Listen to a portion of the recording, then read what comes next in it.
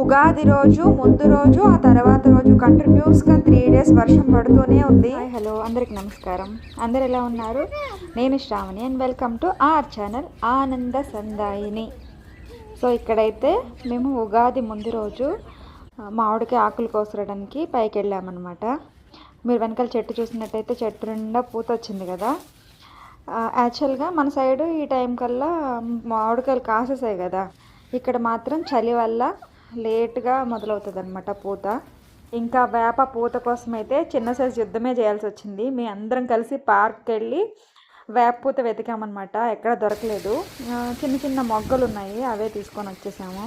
ఉగాది రోజు ఇలా ముందు రోజు తర్వాత రోజు కూడా 3 days వర్షం పడతానే ఉంది. మన సైడ్ కూడా ఇలాగే వర్షం పడిందా?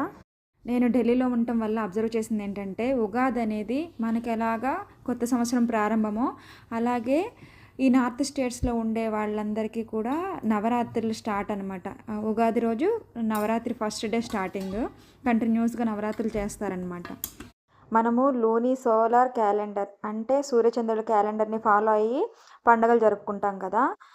ఆ క్యాలెండర్ ఎలా రూపుదిద్దుకుందంటే గ్రహాలలో మార్పులు గమనించడం వల్ల.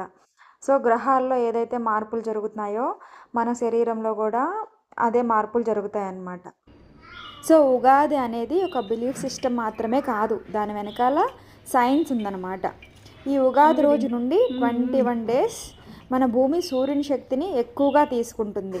సో టెంపరేచర్స్ ఎక్కువగా ఉండటం వల్ల మనకి కొంచెం అన్కంఫర్టబుల్గా ఉన్నా సరే మన భూమి బ్యాటరీ ఛార్జ్ అవుతుంది.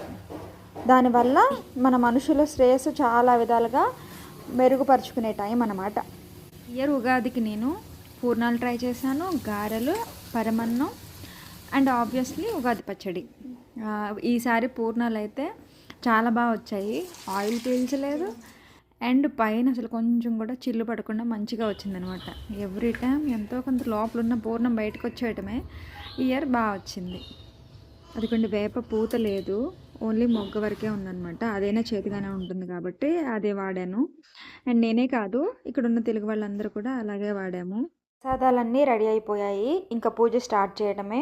హస్బెండ్కి ఆఫీస్ ఉందన్నమాట, అందుకనే పూజ అనేది ఎర్లీగా స్టార్ట్ చేసేసాము. మహాశక్తి రూపే నైవేద్యం సమర్పణం